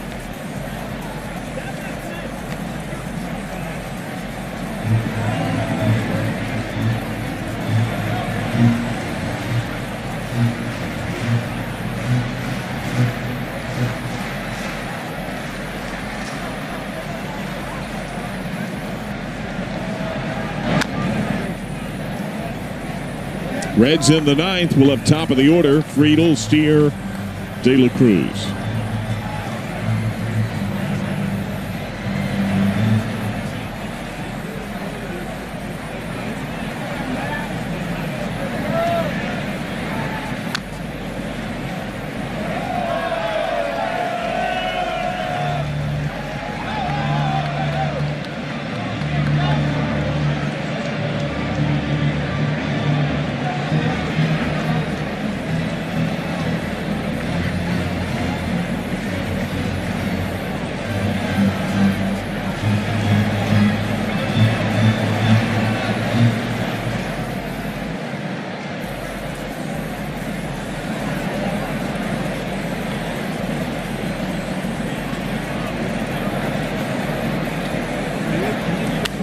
Grounded left side, skips through, base hit.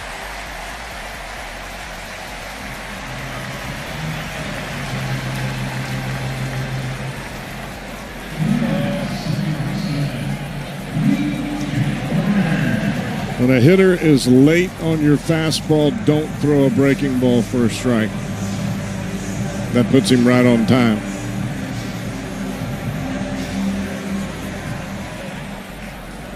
Nico Horner has walked, singled, scored. He's 1 for 3.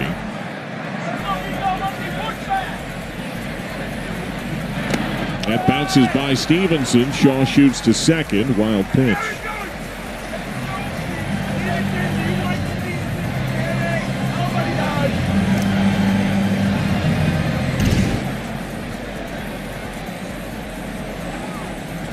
Hit right on the back corner of the plate. And that was a fastball. You have a general assumption as a catcher that the fastball is not going to bounce on the plate. Craig Counsell is Michael Busch on deck to hit for Justin Turner. Even if he doesn't stand in, you'd assume he'd probably be on defensively.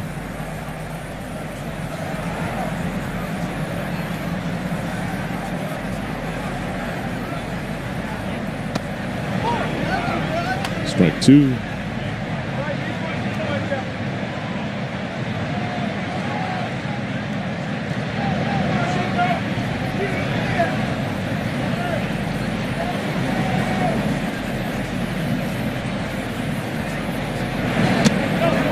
Appeal, he did not go.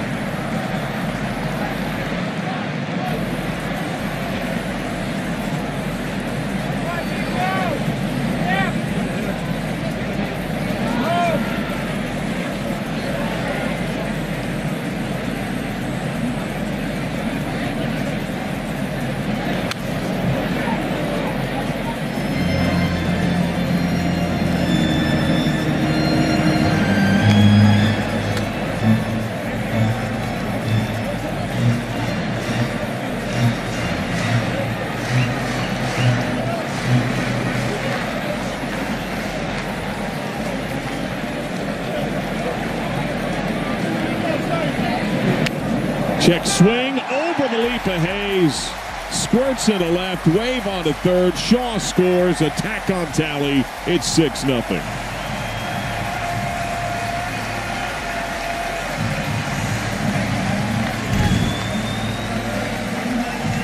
Well, hanging breaking ball in the middle of the plate. Not a great swing, particularly from Nico Hoerner, but he's a pretty good contact hitter.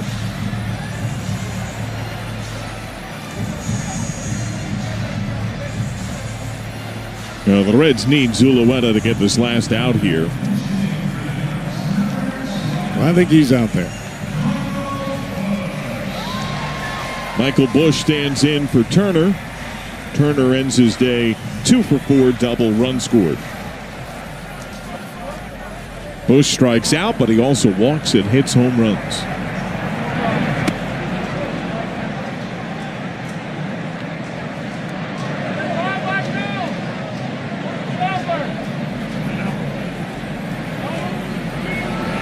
Busch came off the bench in game 1, went 0 for 2.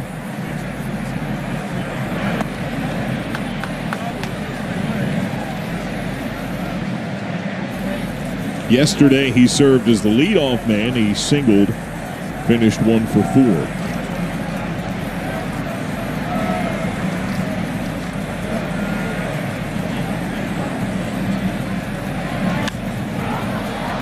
4. Left field, Fraley. 2 more for the Cubs. The deficit to 6. Top of the order for the Reds.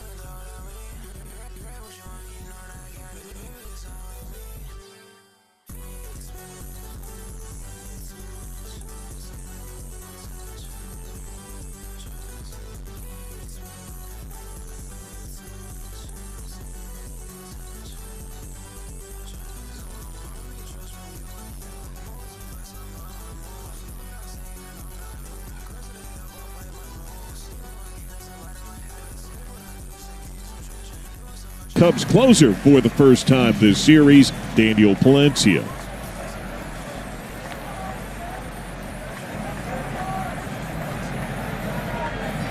Ryan Presley was the closer. He lost that job.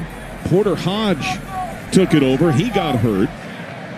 Palencia's first crack was a blown save against the Marlins.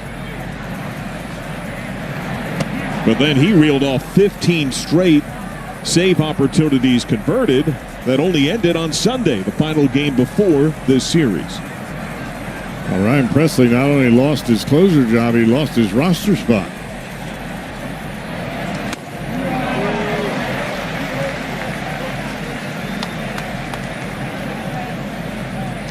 Gave up a run Sunday. They still won that game. That was a Justin Turner pinch hit homer. Friedel is singled on a 1-for-3 day.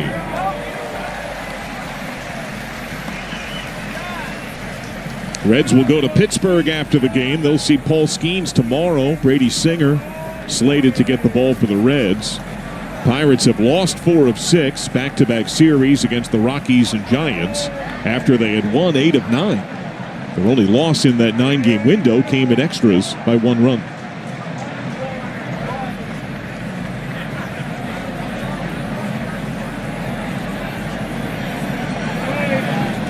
Hung a bit, early turn foul. Who needs a glove? Now the Reds will have to go to Pittsburgh and win 3 out of 4 at a minimum. If your hopes are postseason, you got to beat that club 3 out of 4 ball games.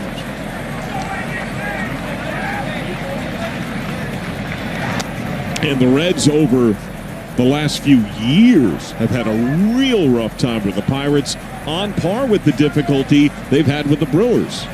Milwaukee, again, they've been the darlings of the division. The Pirate issues have been befuddling. Popped up. Long run for Shaw. That sails seats. Michael Busch, by the way, does stay in the game at first base for the man he pinch hit for, Justin Turner. Well, think about it. The Pirates traded away their starting third baseman. They traded away their setup man out of their bullpen, and they traded their closer as well. Any team that's in sell mode is trading the majority of their stars. You should go in there and crack the whip. It's all about personal motivation and getting ready for each game.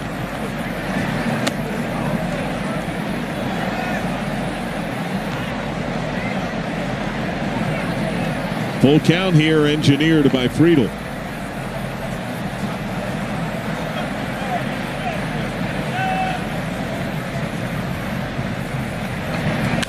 Grounded sharply and through, base hit. It's a good way to start the night.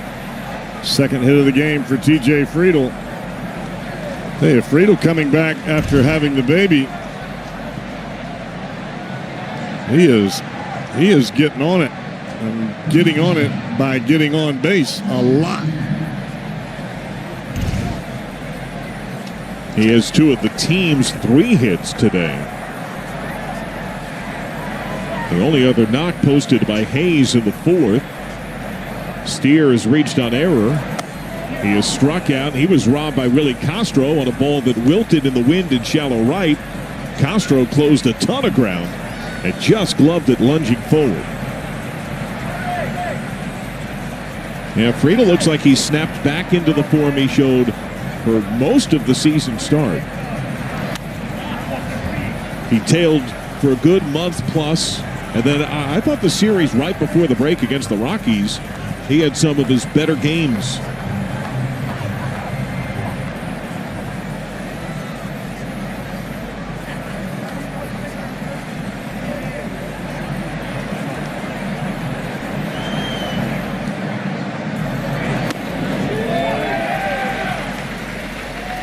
Tough pitch.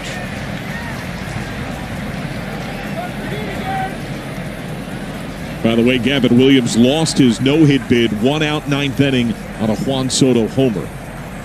Cleveland still beat the Mets, though, 4-1. Strike 3.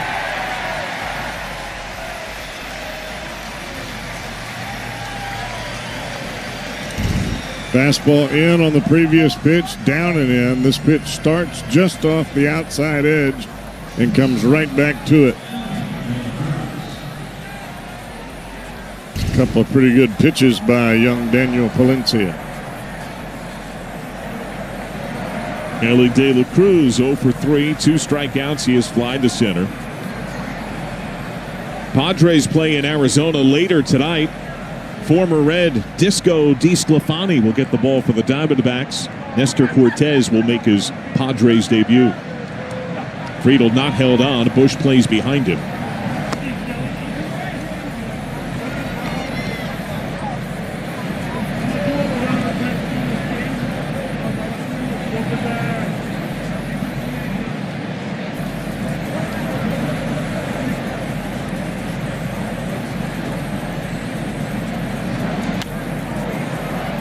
One and one.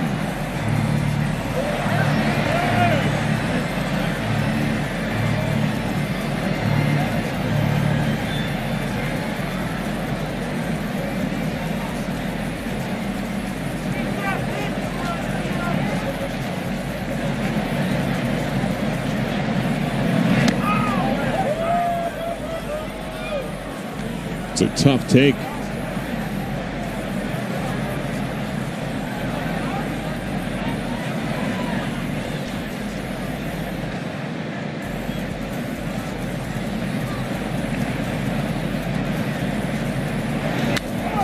Driven to left.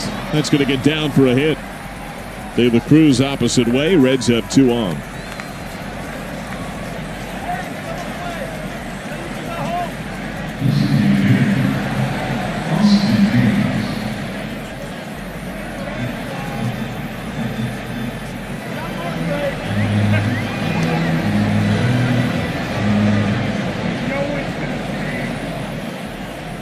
Been windy all series, but the limited carry has been just down the left field line. Hayes has doubled to left. He is 1 for 3. Tight strike.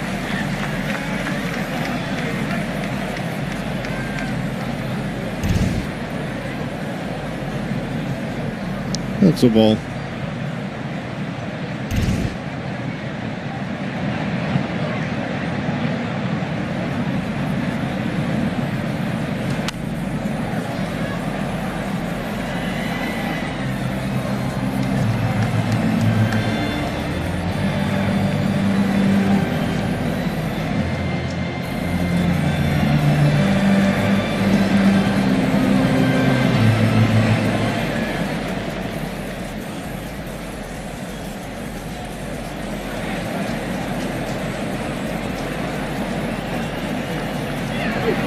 Way up. Both men can move up. A wild offering by Palencia, who covers at the plate, second and third.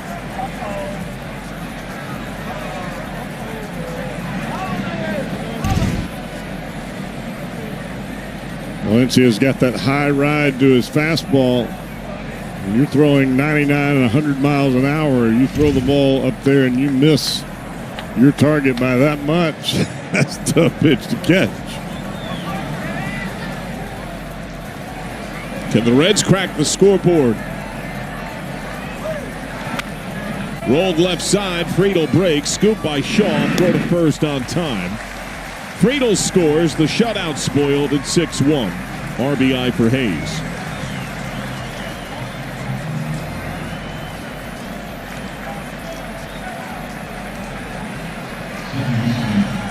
Well, the Cubs take that trade to get a second out.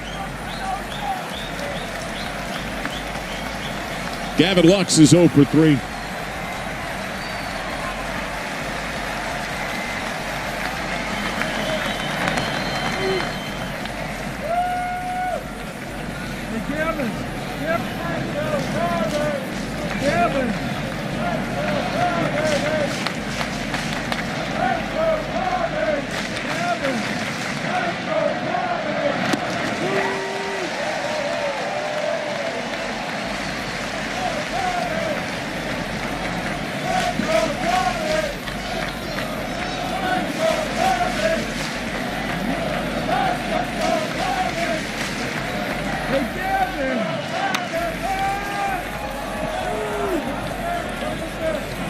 Strike two.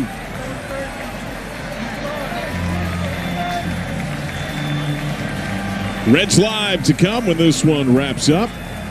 BG and Chris will have the breakdown. Reds Live from your local Toyota dealers. Gonna miss you in Pittsburgh, my friend. Well, I'm going to miss you too, but I got to take 2 kids to college. Can't miss that.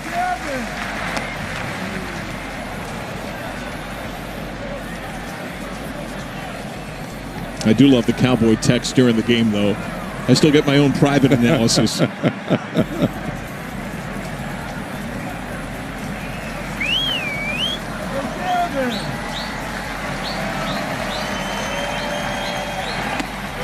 Looking. Reds avoid the shutout, but they fail to get the sweep.